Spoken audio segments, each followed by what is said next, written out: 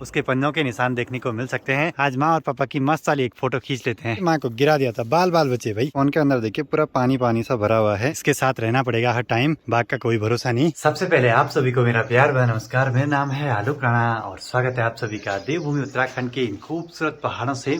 अभी सुबह करीब 9:30 हो रहे हैं और आज के दिन की शुरुआत भी हो चुकी है और अभी माँ और मेरी तैयारी हो चुकी है पुराने वाले घर पे जाने की। 3-4 दिनों के बाद मैं कहीं जाने वाला हूँ, उसकी भी तैयारियां करनी है।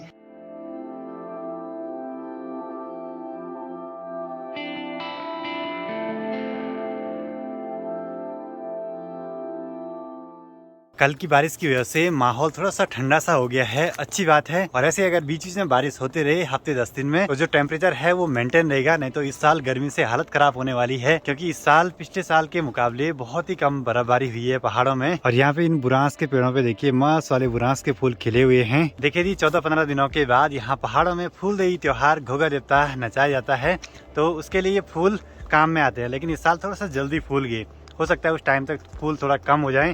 जो फुलारी हैं उन फूलों को तोड़ के घर घर में डालते हैं। अब यहाँ पुराने वाले घर के आसपास पूरा जंगल का एरिया है, तो यहाँ जंगली जानवरों का डर तो रहता ही है। वैसे तो बाघ इंसानी बस्ती की तरफ बहुत कम आता है। गांव में आके सबसे पहला शिकार बनाता है कुत्तों को या फिर मवेशियों को। 3-4 दिनों के बाद मैं कहीं दूर निकलने वाला हूँ घर से, तो आप लोग गैस कीजिए कि मैं कहाँ जाने वाला हूँ। बाकी घर पे आए हैं तो थोड़ा माँ की हेल्प कर देते हैं।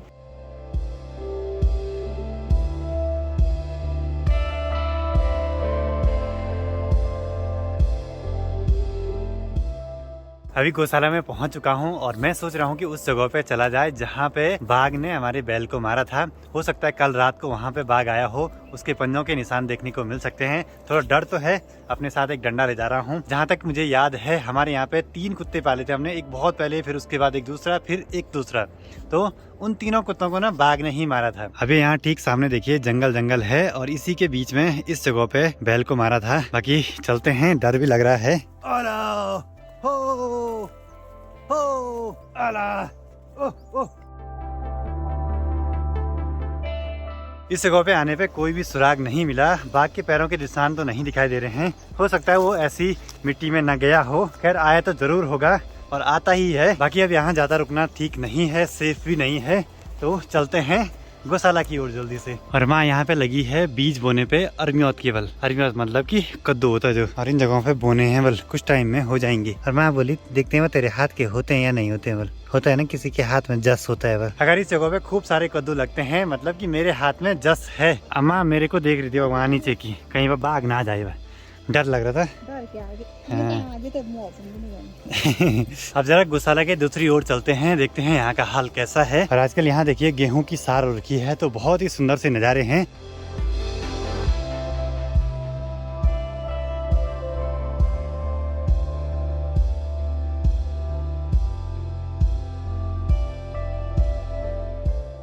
थोड़ा सा ड्रोन का एक्टिव ट्रैक वाला फीचर भी देख लिया यहाँ पे।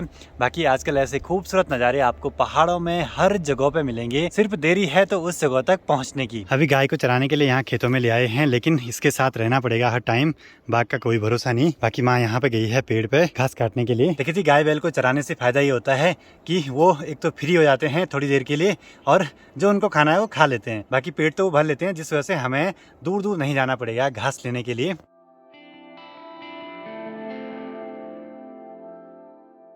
अब यहाँ पे एक सीन हो गया था, माँ यहाँ से घास का वारा ऊपर सीढ़ियों पे ले जा रही थी, गाय ने पीछे से खींच के माँ को गिरा दिया था, बाल बाल बचे भाई। इसीलिए हमारे यहाँ जो लेडीज है ना, वो घास के भारे की जो काखे है ना, जो रस्सी है, उसको बाहर का खाका लगाती हैं। कहीं पे अगर भारे को छोड़ने की नौबत आ जाए तो छटक से छोड़ सकते हैं। कोई अंदर फंसा के रखेगा तो भारे के साथ ही कहीं लुढ़क सकता है। अब धीरे धीरे बसंत का मौसम आने लगा है, तो यहाँ पे देखिए जो हमारा नाशपाती का पेड़ है ना, उस पर भी नई नई कोपलें सी आ रही हैं। कुछ टाइम में नाशपाती खाने को भी मिल ही जाएंगी यहाँ पे। चलिए जी, आज के दिन की साग की तैयारियां भी हो चुकी हैं और ये पालक निकाला है हमने अपने सगड़े से, तो इसकी आज थेपली बनाएंगे। पहाड़ों में जिसके पास भी थोड़ा बहुत साग सब्जियों के लिए सगड़े होते हैं ना, जो किचन गार्डन टाइप का, मतलब उसको बाजार से बहुत कम खरीदनी पड़ती है सब्जियां।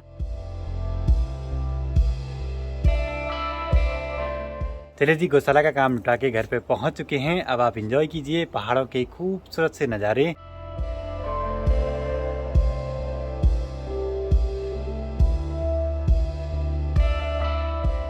यहाँ पे एक सीन हो गया, ड्रोन उड़ाते उड़ाते यहाँ पे जो सब्जी सुखाने के लिए रखी थी ना, सारी इधर उधर उड़ गई। देखिए जी, धंधरू की सब्जी लेने के लिए हम उतनी दूर जंगल में गए और अभी एक दिन भी नहीं बनाई, कुछ हमने सुक्तू बनाने के लिए रख दी है और कुछ ऐसे काट के रखी हुई है। इसको हम किसी भी टाइम बना सकते हैं कुछ दिनों तक। आज हमारे घर में एक स्पेशल सी सब्जी बनी हुई है धंधरू की, जिसको हम जंगल से ले आए थे। पहली बार मैं भी चखूंगा कि धंधरू की सब्जी कैसे होती है।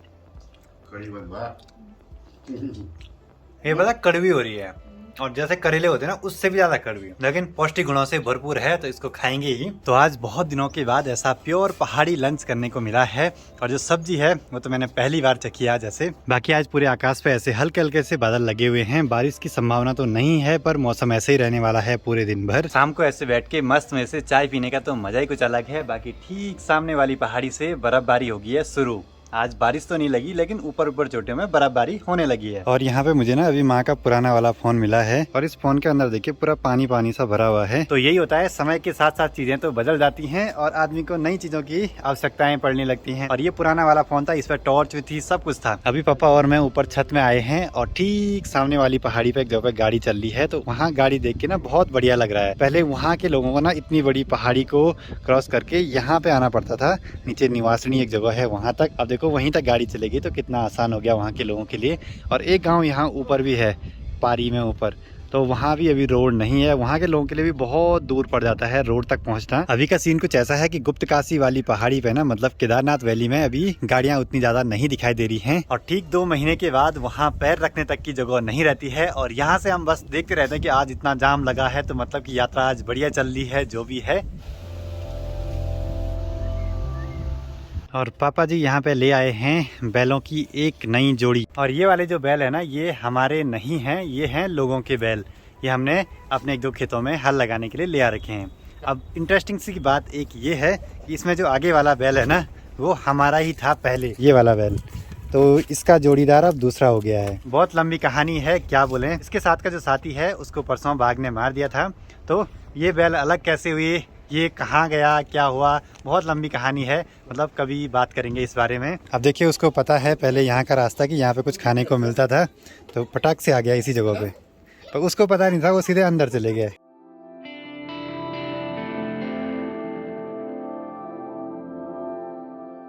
तो पापा जी आ चुके हैं गौशाला से बैलों को बांध के। बाकी आजकल ना जो मेरे बाल हैं लंबे मैंने छोड़ दिए हैं और हेलमेट पहनने के बाद ना इतने जकरे से हो जाते हैं, हमारी गढ़वाली में ऐसे बोलते हैं, मतलब इधर उधर बिखर से जाते हैं।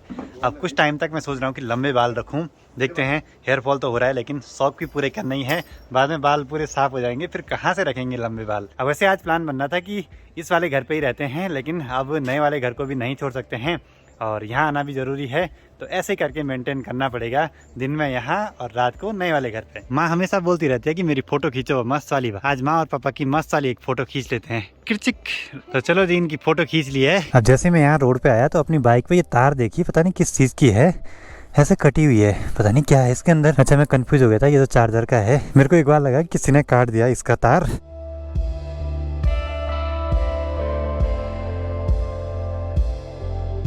मुझे लग रहा है यहाँ बहुत तेज़ हवाएं चली हैं, जो यहाँ पे सीढ़ी लगाई रहती थी ये भी अपनी जगह से हिली हुई है।